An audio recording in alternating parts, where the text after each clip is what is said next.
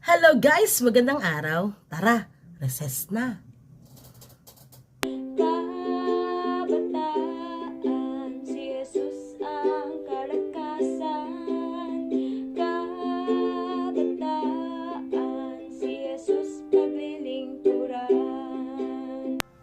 Para sa ating food for the soul ay basahin natin ang 2 Timothy chapter 1 verse 7.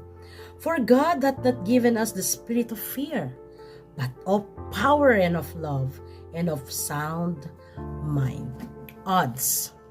Sa tunay na kalagayan ng buhay natin, there is a constant battle. Alam niyo ba kung ano yon? The constant battle in all our lives is the forces of fear and faith. Fear and faith are both really believe something is about to happen. Diba? Naniniwala tayo na ang takot at ang pananampalataya ay may gagawin sa buhay natin. Ano nga ba? Ano ba ang nagagawa ng fear sa buhay natin? Dahil sa fear, naniniwala tayo na worst is going to happen. Grabe ang dulot sa atin ng fear. Lahat ng negative thoughts pumapasok na. Yan ang fear. Samantala na sa pamamagitan ng pananampalataya or ng faith, God's best is already on the way. We believe that God's best is already on the way. Parang lahat, dahil sa pananampalataya, lahat may purpose. Nagiging positive ang ating isipan. Kaya ito ang itinuturo sa atin ng salita mula sa Biblia. God has not given us the spirit of fear. As we believe in Jesus Christ, He has given us the power. Yung power na hindi natin gagamitin para makasakit. Power hindi para manliit ng ibang tao.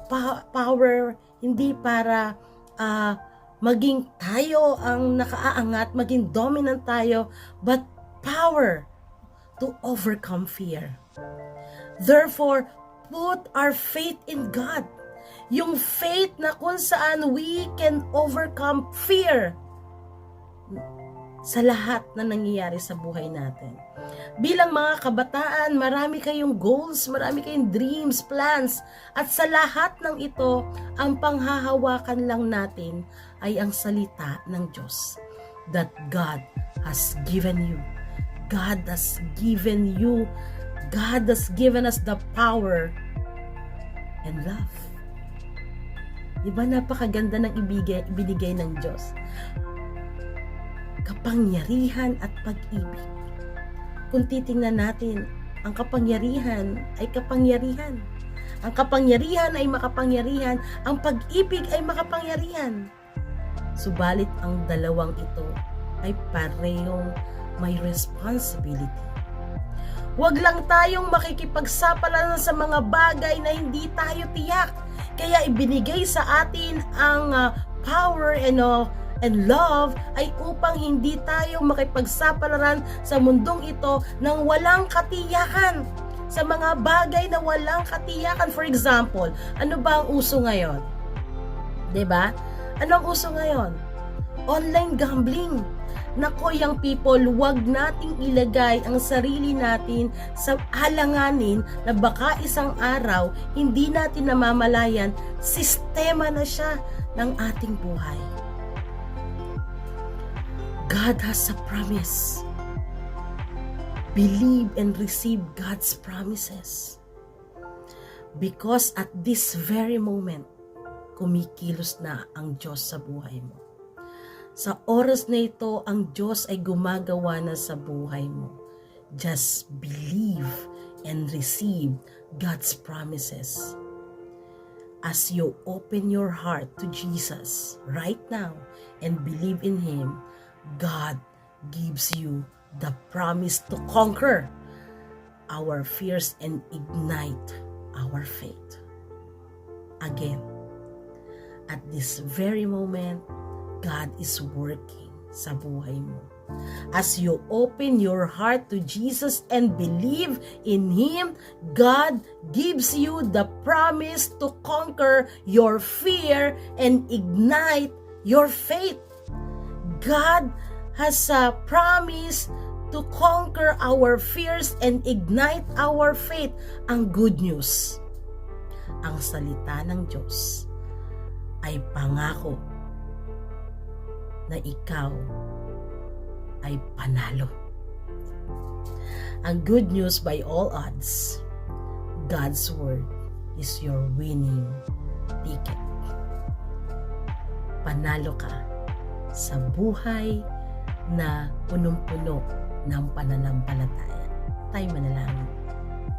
Dakilang Diyos, salamat sa kaloob mong pananampalataya, kapangyarihan, pag-ibig na sa lahat ng aming ginagawa.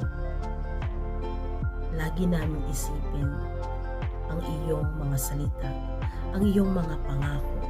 Napakabuti mo sa aming buhay.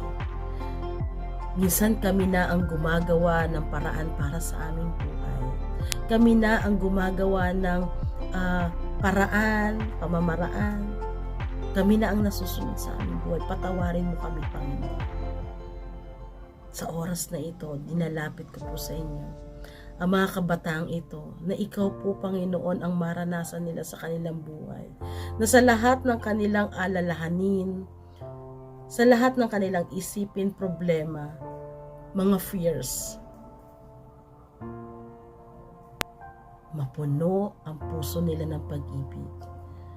Mapuno ang kanilang buhay ng matapang, malakas, matibay na pananampalataya upang mapaglabanan anumang takot sa kanilang buhay. Maraming salamat po. Palakasin niyo po ang mga kabataang ito. Itaas po ninyo ang kanilang mga buhay. At maitaas ka, maparangalan ka sa lahat ng kanilang paglilingkod, sa lahat ng kanilang ginagawa, higit sa kanilang mga buhay. Kaya puspusin niyo po ng inyong pag-ibig, ng inyong kapangyarihan, ng iyong banal na espiritu ang mga kabataang ito. Sa inyong biyaya, sa inyong kapangyarihan, ngayon at magpakailanman, sa tanging pangalan lamang ni Jesus. Amen. Amen. Young people, nawa ay naging blessing sa inyo ang devotion natin ngayon. At sama-sama tayo tuwing Friday ng hapon na mag-recess. God bless everyone. Kabataan, si Jesus ang kalakasan.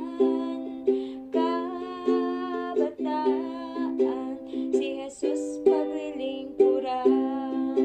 Si Jesus paglilingkuran. Si Jesus